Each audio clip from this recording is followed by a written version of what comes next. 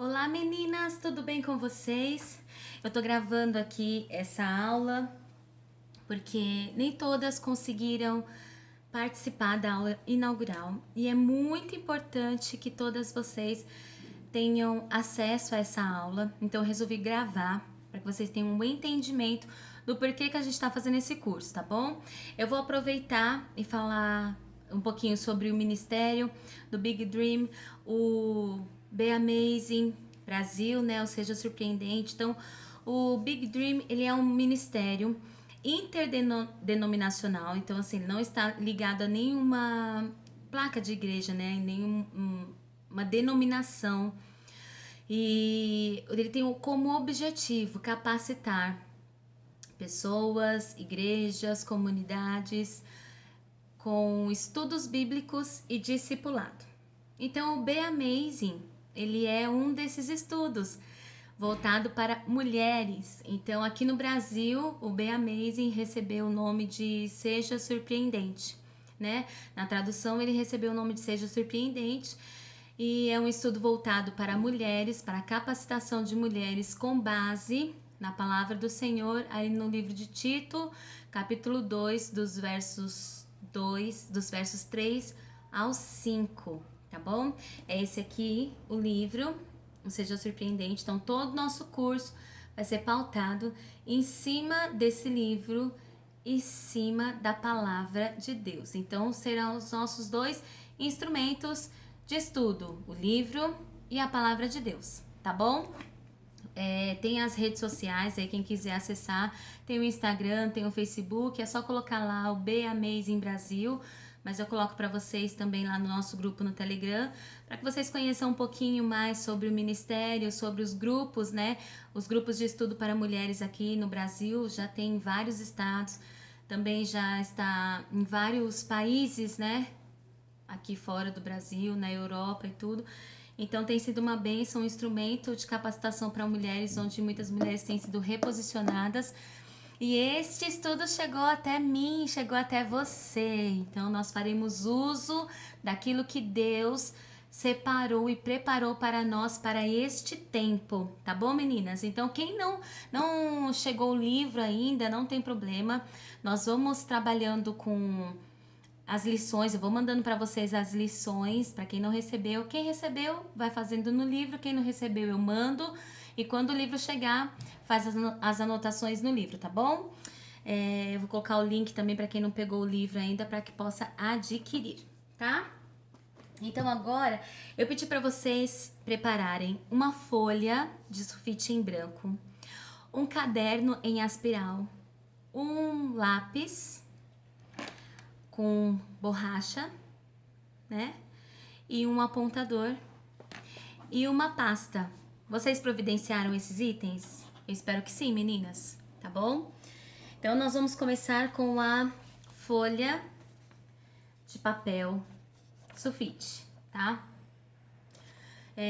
Antes de começar com esse entendimento, eu vou ler aqui para vocês no livro de Salmos, capítulo 19.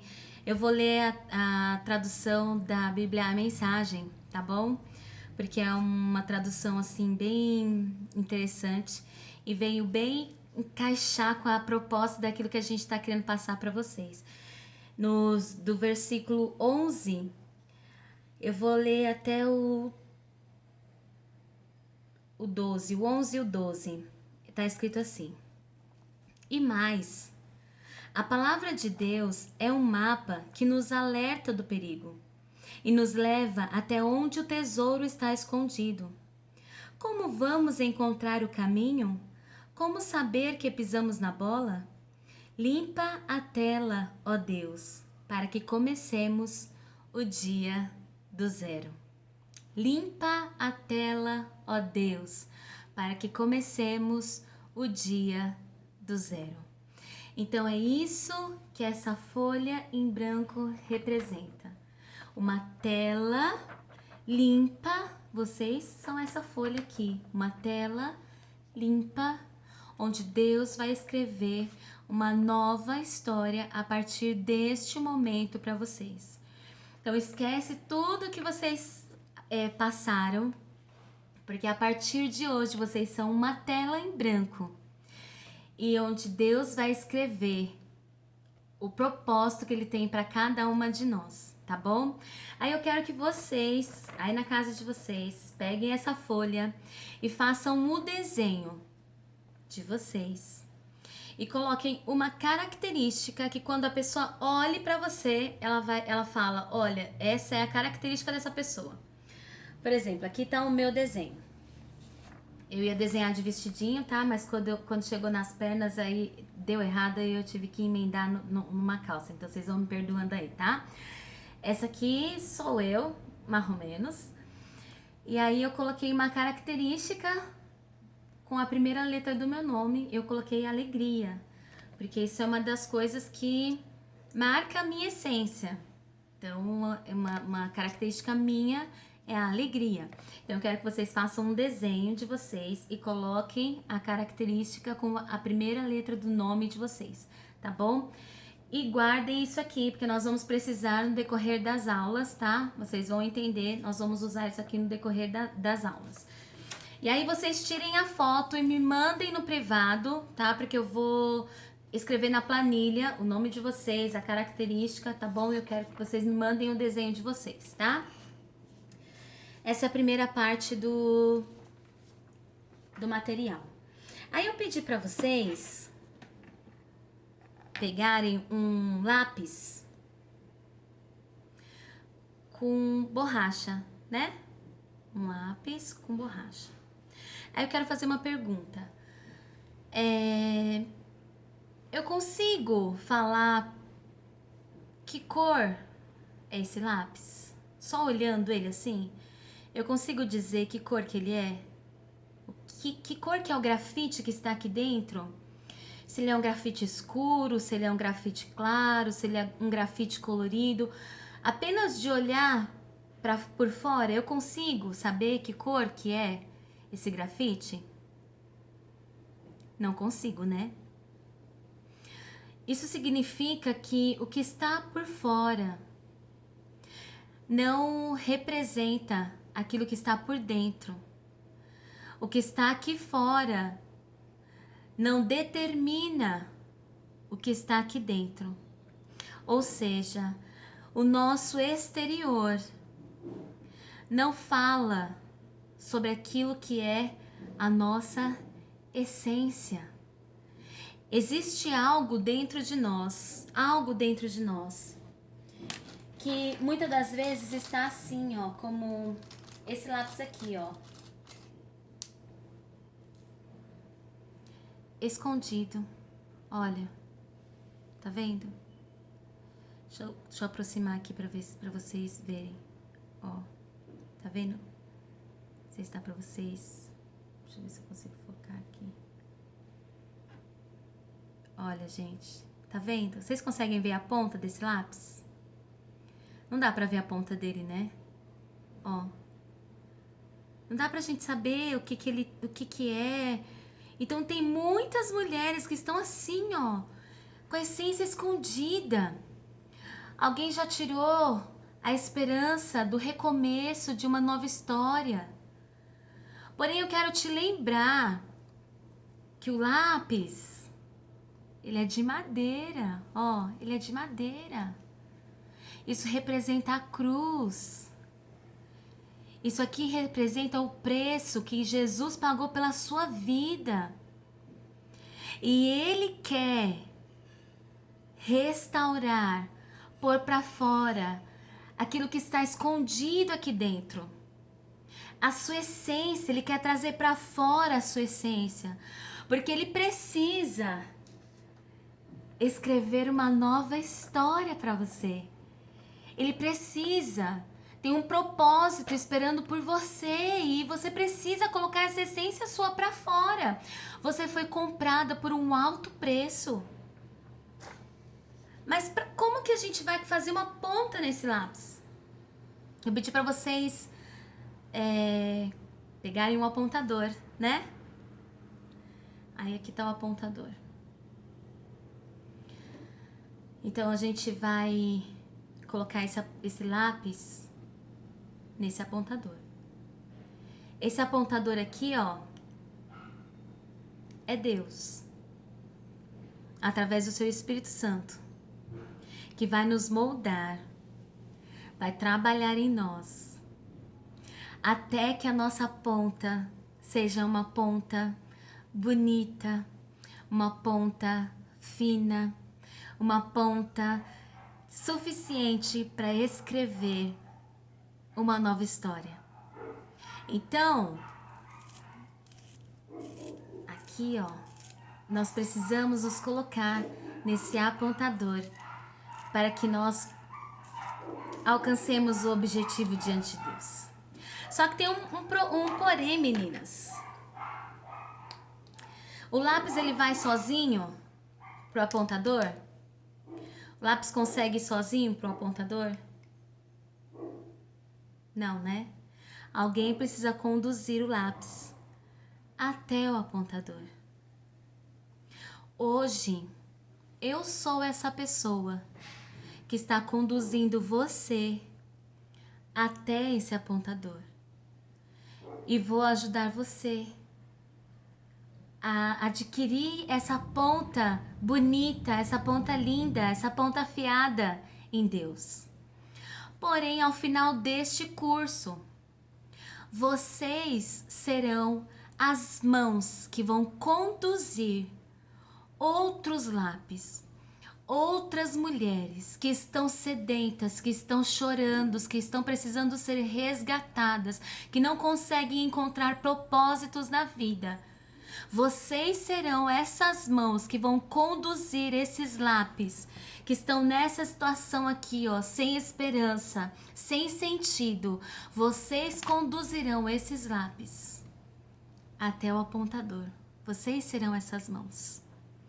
A borracha é para nos lembrar que todas as vezes que nós erramos, e certamente vamos errar, ao longo desse curso vocês vão ver e vão perceber que por mais que vocês tenham entendido e tentado aplicar, vai ter vezes que vocês vão errar. Porque nós somos seres humanos. Mas existe uma borracha. Então você vai lá, você vai pedir perdão ao Senhor, vai pedir direção para o Senhor. E aí Ele vai apagar e vai dar direito a você reescrever, recomeçar a partir de onde você errou. Ele vai apagar e você vai recomeçar a partir daquele ponto. Desistir não é uma opção, tá, meninas? Vocês estão começando hoje e entendam que desistir não é uma opção. Você pode errar, você pode fraquejar, mas você vai apagar e recomeçar. Desistir não é uma opção. Lembre-se que a sua casa precisa de você e existem outros lápis esperando por você, tá bom? Eu pedi também que vocês pegassem um caderno e que esse caderno ele fosse em aspiral. Por que em aspiral? Primeiro, por conta da estrutura. Porque às vezes Deus vai tratar conosco durante esse curso e muitas páginas do nosso caderno precisarão ser arrancadas, porque nós não vamos precisar mais. Se ele fosse um caderno de brochura, sabe aquele caderno de brochura? Aquele caderno costurado? Aquele caderno, conforme você vai arrancando as folhas, ele vai mexendo na estrutura. Então você arranca uma folha do começo, ela mexe na estrutura, uma folha que está lá pro final, ela vai soltar também. E se o caderno ele for em aspiral, você vai tirar as páginas que você não precisa mais, você vai arrancar as páginas que você não precisa mais, vai jogar fora, mas isso não vai alterar a essência que existe dentro de você. Porque o aspiral, ele é flexível. Tá vendo que ele é flexível? E é isso que o Senhor espera de nós para este curso. Que sejamos flexíveis, que tenhamos um coração ensinável, e sejamos dispostas para receber de Deus tudo aquilo que está no coração dele para nós. E dispostas a aplicar tudo aquilo que temos recebido e aprendido da parte do Senhor. O aspiral nos ensina isso, essa flexibilidade. Tá vendo? Ele é flexível. Ele pode se estender, mas ele retoma a forma original. Ele não se deforma na essência que ele tem. Ele cumpre o propósito para qual foi designado. Então, este caderno é para te lembrar que, embora você, durante o curso, vai precisar arrancar folhas do seu caderno, o aspiral vai permitir que a sua essência se mantenha preservada. Amém?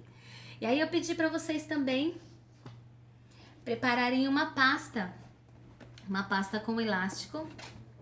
E essa pasta aqui nós iremos guardar o nosso livro, o nosso caderno, o nosso lápis, o nosso apontador e as nossas folhas. Nós vamos guardar aqui dentro.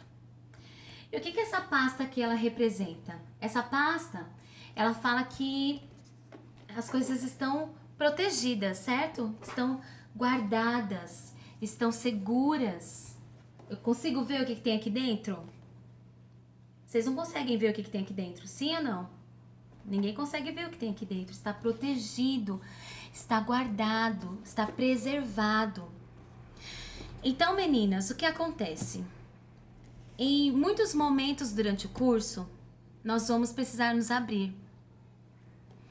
E nós precisamos entender que este círculo é um círculo de confiabilidade. Eu não posso deixar vazar nada do que eu ouvi aqui nesse curso. Nada do que as minhas irmãs falarem aqui. Eu posso sair daqui e falar, nem que seja para pedir oração. Eu não posso. Porque tem que ser guardado e preservado aqui dentro. Nós temos um pacto com o Espírito Santo. E a Bíblia fala que nós devemos ser mulheres confiáveis, mulheres santas, onde umas podem contar com as outras, sem medo de ter as suas histórias faladas por outras pessoas. Nós não podemos, tá, meninas? Então, nós vamos precisar guardar, e depois a gente vai fazer uma oração, todas nós juntas, fazendo um propósito diante do Senhor, que é muito sério isso, sair falando daquilo que nós ouvimos dentro da sala, de alguma irmã que se abriu e sair falando, isso é muito sério, isso desagrada profundamente o coração de Deus. E o juízo, a Bíblia fala que o juízo daquele pecado vai para quem saiu falando. Vai para quem saiu difamando, porque quem confessou alcançou misericórdia, mas quem saiu difamando recebe o juízo daquele pecado. Então, irmãs, nós vamos preservar, vamos guardar a nossa língua, vamos guardar tudo aqui dentro dessa pasta, bem guardadinho, sigilosamente, ninguém vai saber, tá bom? Porém, existem coisas que vocês vão aprender durante o curso que vai precisar ser transbordado. E aí você vai transbordar, vai ensinar para outras mulheres. Mas isso, o Espírito Santo é quem vai tocar no coração de vocês e vai inspirar vocês com palavras de sabedoria, e vocês vão transbordar aquilo que Ele tem falado ao coração de vocês. Tá bom? Então guardem tudo dentro dessa pasta. A partir de agora, nós damos início ao nosso curso. E eu quero começar falando sobre o papel de Deus para a mulher. Por que fazer um curso para mulheres? Por que a gente tem que fazer esse curso? Então, meninas, eu quero contar um pouco da história.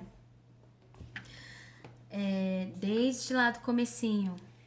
Sobre o propósito de Deus para a vida das mulheres. A Bíblia fala que o Senhor criou os céus e a terra, né? E Ele criou o homem do barro, do pó da terra Ele criou o homem. E a Bíblia também vai dizer que da terra subia água que irrigava. E daquele barro ele criou o homem. Mas olha só que coisa interessante, meninas. Naquela época, quando Deus criou os céus e a terra, ainda não existia, quando ele criou o homem, eles não sabiam, eles não tinham conhecimento do bem e do mal. Quando Deus criou o homem não conhecia o mal. A mulher também, a mulher ainda não era, Deus ainda não havia criado a mulher. Mas a maldade e o mal já existia. Porque Lúcifer já havia sido jogado, né? Já havia sido lançado do céu para a terra. Então, embora o homem não conhecesse o mal, a maldade, ele já existia. E aí a Bíblia vai nos dizer lá no livro de Gênesis, no capítulo 2, versículo 20, assim o homem deu nomes a todos os animais domésticos, às aves do céu e a todos os animais do campo. Mas para o homem não se achava a ajudadora idônea. Então Deus foi e criou o homem do barro, do pó da terra, e deu a ele poder para colocar nomes e governar sobre a terra. Mas para o homem não havia alguém que cooperasse com ele, que ajudasse ele, que fosse que se achava uma ajudadora idônea. E aí eu quero chamar a atenção de vocês para essas duas características, ajudadora e idônea. A ajudadora no original é Ezer. E Ezer é a mesma palavra usada para Deus como ajudador, como nosso ajudador, como nosso auxílio. E aí ele fala sobre idônea. O que significa idônea? Idônea significa que se adequa, que serve perfeitamente ao propósito que se refere, que demonstra aptidão e capacidade para ocupar determinados cargos, para realizar determinadas tarefas. Apto, competente, considerado moralmente certo, honesto, íntegro. Olha só as características que Deus estava dizendo que o homem precisava. Não tinha alguém com essas características para o homem. Mas o homem tinha acesso a Deus e Deus é Ezer. Mas o homem precisava de alguém do lado dele que também fosse esse Ezer. E que além de tudo ainda fosse idônea. Então a Bíblia vai dizer no capítulo de Gênesis 2, versículo 22. E da costela que o Senhor Deus lhe tomara, formou a mulher e trouxe ao homem. Uau! Meninas, olha só. Deus criou o homem do barro. Não poderia ter criado a mulher do mesmo jeito? Ele não criou a mulher do mesmo jeito. Ele criou a mulher diferente da forma como criou o homem. Já mostrando para nós que há uma diferença entre homem e mulher. Nós somos diferentes. Homem e mulher é diferente. E aí ele vai tirar um osso da costela. Deus não faz nada sem propósito. Tudo que Deus faz, ele faz com propósito. E aí eu quero chamar a sua atenção para algo. Eu lembro que eu falei para vocês que o mal já existia, que Lúcifer já havia sido lançado. Ele estava observando tudo. Observava a forma como Deus estava criando o homem. Observava a forma como Deus começou a criar essa mulher. E aí ele percebe que Deus tira da costela. É osso. Quando você pega o osso e você pensa em osso, o que você lembra? Você lembra de algo que seja sólido, firme, algo que dê estrutura, firmeza, né? De algo que seja mesmo de estrutura. E costela. O que a costela faz? Qual é a função da costela no corpo humano? A costela, ela serve para proteger os órgãos vitais. Olha só, meninas, que coisa linda! Que coisa mais linda é essa? Quando Deus cria a mulher, Ele cria a mulher a partir de algo sólido, a partir de algo firme, que dá estrutura e que protege os órgãos vitais, dando a nós uma função toda especial, que é a de proteger a nossa casa. Aquilo que é mais importante para nós, qual é o órgão vital? É o nosso lar, é a nossa família, são os nossos filhos, são aquilo que Deus colocou nas nossas mãos. A Bíblia fala que uma mulher sábia, ela edifica a sua casa. Deus deu a responsabilidade para a mulher, para ser edificadora, para ser remidora do seu lar, para ser guardiã da sua casa. E aí o inimigo começa a observar a forma como Deus cria essa mulher. Ele cria essa mulher a partir de algo firme e sólido, de algo que dá estrutura, uma parte do corpo que serve para proteger os órgãos vitais. Ela é Ezer, ela é uma ajudadora, é uma característica própria de Deus, um atributo próprio de Deus.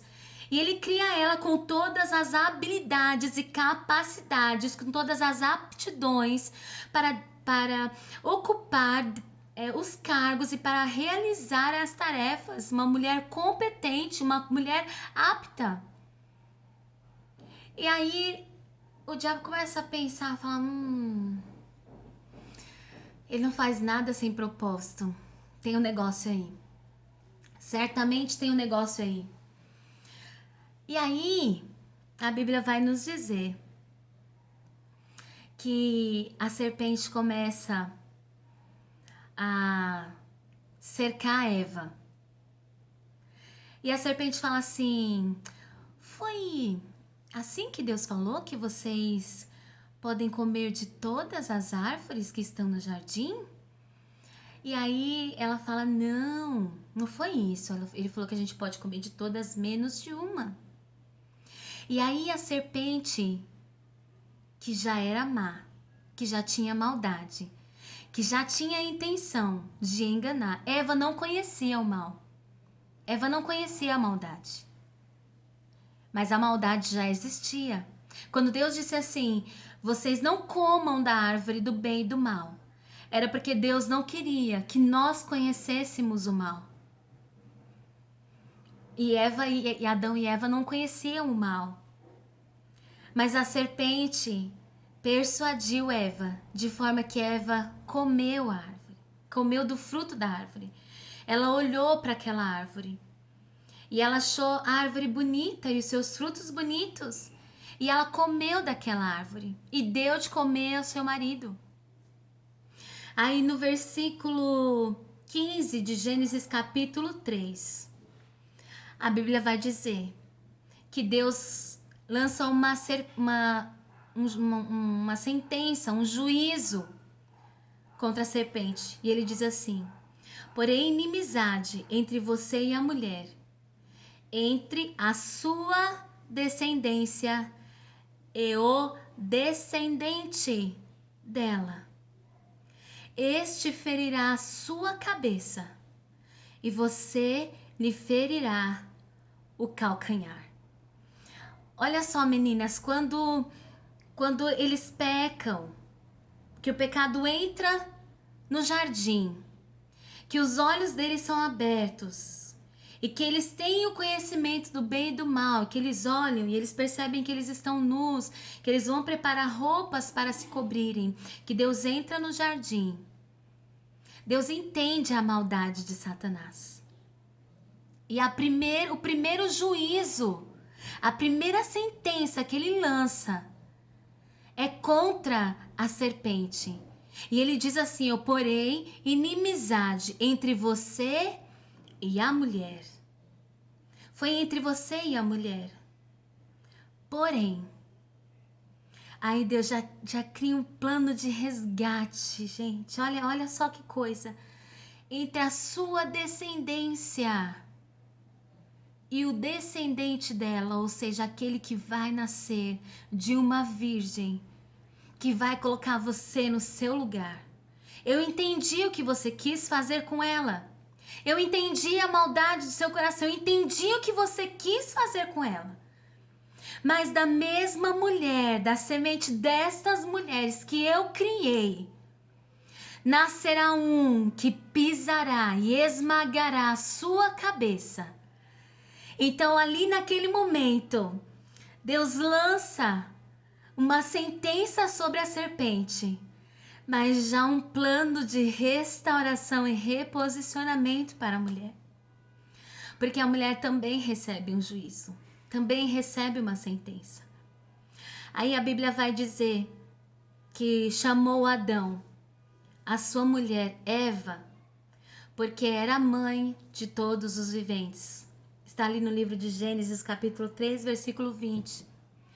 E Eva significa aquela que produz vida, a vivente.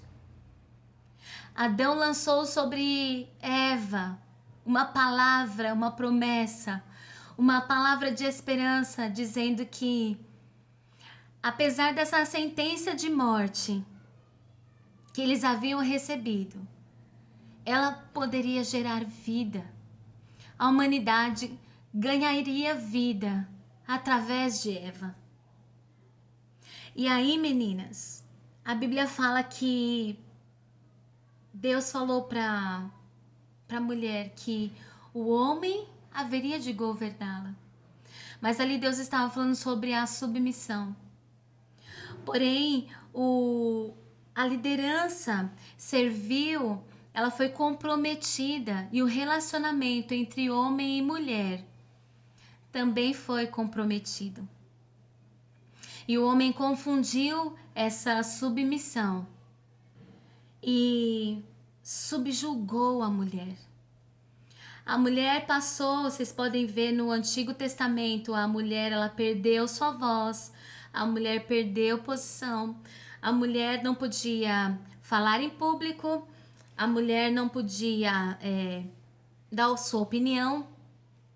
A mulher, e se fosse estéril ainda, misericórdia, aí que ela era a pior de todos os seres. Então a mulher ela perdeu posição, ela perdeu tudo. Ainda assim, Deus eleva mulheres no Antigo Testamento para mostrar a força que Deus colocou na essência de cada uma delas. Nós podemos falar sobre Débora, nós podemos falar sobre Esther, nós podemos falar de Noemi, de Ruth, nós podemos falar de Jael, nós podemos falar daquela mulher anônima que matou Aimeleque, se não me engano, com uma roda. E ela fez história, matando aquele homem perverso com uma roda de uma mó. Então, Deus sempre levantando mulheres para mostrar a essência, a força que Deus havia colocado sobre elas. Mas ainda assim, o homem veio subjugando as mulheres. A partir dessa sentença no Jardim do Éden, nós viramos alvo da inimizade de Satanás.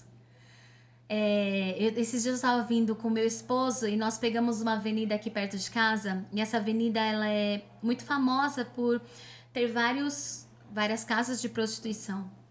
E aí eu falei para ele, eu falei assim: amor, você vê, olha como se cumpre a palavra do Senhor quando diz que nós somos o alvo da inimizade de Satanás. Ele tenta ferir as mulheres de tudo quanto é jeito. Ele tenta ferir as nossas emoções, ele tenta ferir o nosso pensamento, ele tenta ferir os nossos relacionamentos. Ele tenta ferir as nossas finanças, ele tenta tirar de nós a alegria, ele tenta tirar de nós o sentido, ele tenta nos escravizar. Você vê mulheres, muitas mulheres na prostituição, mas você não vê homens. Você não vê casas de prostituição com homens se prostituindo. São mulheres. As maiores vítimas de abuso e violência são mulheres. Porque nós somos o alvo da inimizade de Satanás. Mas Deus fez uma promessa que de uma virgem nasceria um que esmagaria a serpente. E aí Jesus nasceu. E quando Jesus nasce, ele vem devolvendo à mulher essa posição que Deus colocou para cada uma de nós. Ele veio curando as mulheres, ele veio libertando as mulheres. E nos evangelhos nós podemos observar que muitas mulheres de posses sustentavam o ministério de Jesus, porque Jesus estava devolvendo a elas o lugar que os homens haviam tirado. Jesus estava devolvendo a elas a identidade, estava curando elas, não só fisicamente, mas emocionalmente. E a Bíblia vai falar de uma mulher, Maria Madalena, da qual Jesus expulsou 7 demônios que atormentavam esta mulher. E aí lá no livro de João, capítulo 20, vocês abram aí a Bíblia de vocês. No versículo 11, a Bíblia vai dizer que Jesus é crucificado. E ele já havia falado para os discípulos sobre a sua morte. E uns versículos antes, a Bíblia diz que todos voltaram para suas casas, inclusive os discípulos, mas Maria Madalena não voltou. Maria Madalena ficou lá no túmulo. E a Bíblia diz assim: Maria Madalena tinha ficado perto da entrada do túmulo, chorando. Enquanto chorava, ela se abaixou, olhou para dentro e viu 2 anjos vestidos de branco, sentados onde tinha sido posto o corpo de Jesus. Um estava na cabeceira e o outro nos pés. Os anjos perguntaram: Mulher, por que você está chorando? Ela respondeu: Levaram embora o meu Senhor, e eu não sei onde o puseram. Depois de dizer isto, ela virou para trás e viu Jesus ali de pé, mas não o reconheceu. Então Jesus perguntou: Mulher, por que você está chorando? Quem é que você está procurando? Ela pensou que ele era o jardineiro e por isso respondeu: Se o Senhor o tirou daqui, diga onde o colocou e eu irei buscá-lo. Perceba, meninas, que Maria ela estava tão focada naquele túmulo, naquele lugar de morte, tão aprisionada, que ela não conseguiu discernir a voz de Jesus. Não porque ela não tivesse intimidade, porque a Bíblia diz que a partir do momento que Jesus libertou Maria Madalena daqueles espíritos malignos, Maria Madalena passou a seguir Jesus. E Maria Madalena conversava com Jesus, ouvia a voz de Jesus. Não era falta de intimidade, mas era uma forma, era uma prisão onde Maria Madalena estava. Ela olhou aquele túmulo e ela não viu Jesus. E todos foram embora, mas ela continuou ali, apegada àquele túmulo, aquele lugar de morte, e chorando. E ela não conseguiu discernir a voz de Jesus. Mas aí Jesus vai e diz para ela: Maria, disse Jesus. Ela virou e respondeu em hebraico: Rabone. Esta palavra quer dizer mestre. Jesus disse: Não me segure, pois ainda não subi para meu Pai. Vá se encontrar com os meus irmãos e diga a eles que eu vou subir para aquele que é o meu Pai e o Pai Pai deles, o meu Deus e o Deus deles. Então Maria Madalena foi e disse aos discípulos de Jesus: Eu vi o Senhor, e contou o que Jesus lhe tinha dito. Quando Jesus chama Maria pelo nome, Jesus tira o coração de Maria daquele lugar de dor, daquele lugar de morte. É como se Jesus estivesse dizendo: Maria, para de olhar para esse sepulcro vazio, eu não estou mais aí. Sai desse lugar de escuridão, desse lugar de morte. Esquece isso, deixa isso daí para lá. Eu não estou mais aí.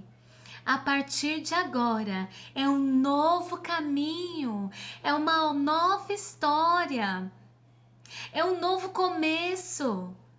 E ali Jesus reafirma a identidade de Maria. E observe que Jesus dá uma ordem para ela. Ele diz: vai e dize-lhes, vai e diz aos discípulos. Ele dá uma ordem para ela. Mas como dar uma ordem para uma mulher que não tem voz na sociedade? Ela não pode sair e dizer alguma coisa, eles não vão acreditar. Mas ali Jesus estava devolvendo às mulheres a voz.